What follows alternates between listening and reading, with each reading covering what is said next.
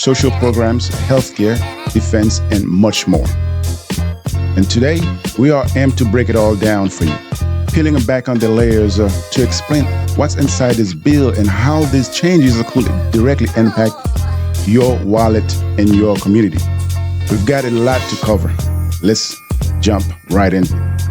But first, let's take a quick moment to watch this eye-opening video that captures the essence of the changes we're about to discuss as we make history together.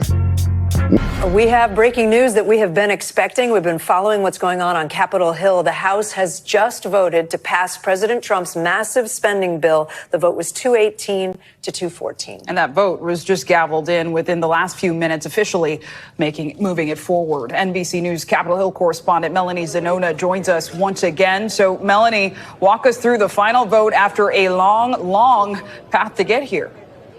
One of the first questions that spring onto mind is, how exactly is this bill will implemented to the state level? Implementation is key, and it can vary widely from one state to the next. So let's kick things off with one of the largest sections of this bill, the tax reform. First up on our agenda are tips and overtime pay. Now, if you are one of those hardworking individuals who count on tips as a substantial part of your paycheck, you should definitely pay attention.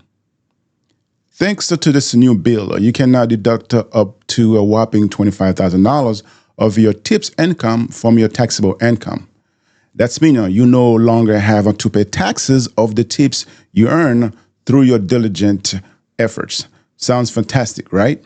For countless service workers, this could translate to an extra couple of $1,000s in their pockets at the end of the tax year, which is no small change.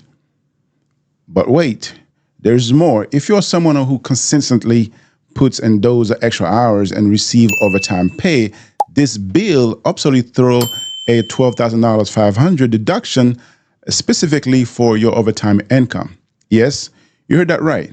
If you're clocking on those additional hours, significantly less of your hard-earned overtime pay will go towards taxes. Again, that means more cash in your hands come tax season. However, it's essential to note that there are several complexities surrounding these deductions. For instance, it's unclear what specific information employers will need to track and report regarding qualified overtime. There are legitimate concern about whether employers will be responsible for recording the actual amount of overtime paid or just the minimum required under the Fair Labor Act, which stipulate that workers must be paid at least 1.5 times the regular rate for overtime. Each state can have more generous overtime requirements, adding another layer of complexity to the implementation and oversight of this new law. It may become administratively burdensome for many employers to adapt their timekeeping and payroll systems without significant reprogramming. The amount of deductions also raises some questions. Essentially, we need to know how the deduction will be impacted by the transitional rules are set for 2025, which only require business to report approximately amount of qualified tips and overtime. For an example, will that deduction be strictly limited to the figures reported on an employee's W-2 or in 1099 form?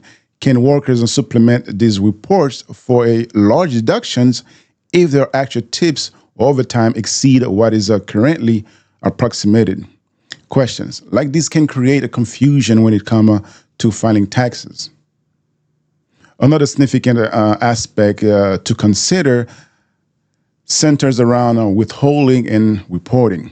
While 2025 served as a transition year for the reporting of qualified tips and overtime, maintaining a clarity in federal income tax withholding is crucial. Guidance will be necessary to understand where on each of the Form W-2 or 1099, if anywhere, The new reporting of qualified overtime or tips will be required. Employers and will have to determine whether their workers belong to occupations that typically receive tips and the current forms lack the necessary sections for such reporting. Two, modification will need to made to accommodate this new requirement. Let's not overlook the impact on non-employees either. It remains ambiguous on what this bill means. For workers who aren't classified as employees, according to tax laws, will the provision that requires reporting of qualified overtime compensation apply in these scenarios? Finally, we must consider the potential effects at the state tax level. At some states like Alabama, Kentucky, have considered legislation to exempt qualifying tips or overtime. Income from state taxes, clarity is needed on how these amounts will be reported for state purposes. Now, personally, I think this part of the bill is a tremendous victory for those working in hospitality, service, or any field where tips and overtime represent a significant portion of their income. I mean, it's about time and these hardworking individuals call the break, right? Most of these workers are just trying to make a living, and while this change will not necessarily benefit high-income earners, it's strictly aimed at those making less than $150,000 a year. It could provide a valuable relief for countless people earning lower wages and making real differences where it counts. Now, let's transition to an equally important topic: family support and relief. The child tax credit, a crucial support measure for families with children, has received a substantial upgrade in this bill. Families will now be able to benefit from a tax credit of up to $2,200 per child. And what's even better is that this change is permanent. For many parents are already feeling the pressure of rising living costs, especially relating to education, healthcare, and daycare, this tax credit could serve to alleviate some of those burdens. And seniors, let me assure you, this bill hasn't forgotten about you either. If you're 65 years or older, you can look forward to a $6,000 tax deductions, provided you meet the necessary income qualifications. And I think an increase the child tax credit, it's a big ticket win for families, particularly in those with younger kids, as we strive to ease some of the financial strain they faces on a daily basis. And for seniors that are at a $6,000 deduction, many come as a breath of fresh air during a tough financial times. However, the real challenge lies in ensuring that these benefits reach those who need them the most. Now, let's move on to the healthcare and social programs. As this bill introduces some significant changes in this domain under the new plan, Medicaid recipients will be subjected to work requirements, which mean that individuals between the age of 19 and 64 will need to prove they are employed or actively seeking employment to maintain their Medicaid eligibility. Additionally, there will be some modification to the Supplement Nutrition Assistance Program, SNAP, the program designed to assist individuals and families in affording food. These changes include a stricter work requirement for individual age of 55 to 64, which may place additional strain on older individuals who find themselves in need of support. Now, while this change might be framed as a push towards enhancing program work and self-sufficiency, we need to consider the realities for many people. Not everyone is in position to find employment due to health issues or other life circumstances for vulnerable population that depend on these programs. The new requirements could create a real challenges, and it's crucial we keep this in mind. Shifting gears, let's delve into the spending aspect of this bill. A significant portion of this legislation is dedicated to defense spending and an impressive $150 billion earmarked to bolster defense program, with $25 billion allocated specially to missile defense system, in addition to $50 billion it's set aside for border security initiative and $4 billion aimed at the enhancing border patrol capacity. If you're an advocate for increased military funding, you'll likely be pleased by this allocation. However, if you feel that these funds could be better utilized elsewhere, you might be concerned about the prioritization of defense spending over social programs or other sectors that also desperately need attention and funding.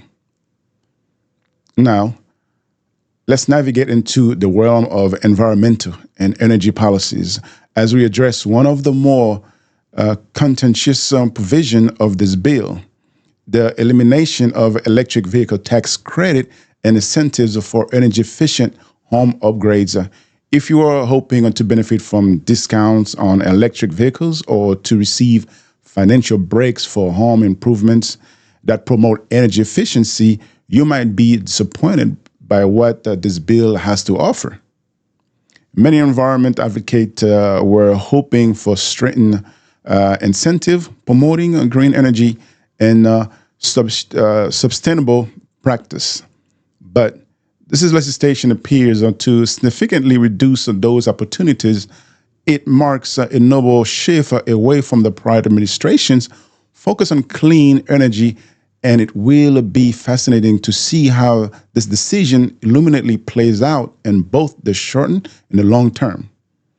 As we wrapped up, let's touch on the student loan reforms introduced by this bill for those navigating to tumultuous waters of student loans. The legislation brings about some noteworthy changes to repayment plans. It repeals President Biden's Safe Student Loans Repayment Plan and established new options. However, the specifics surrounding on these new plans are still being ironed out, while the intention behind these changes is to simplify the system. Some critics are concerned that the new approach could complicate an already tangled web of students' loan repayment options. So there you have it.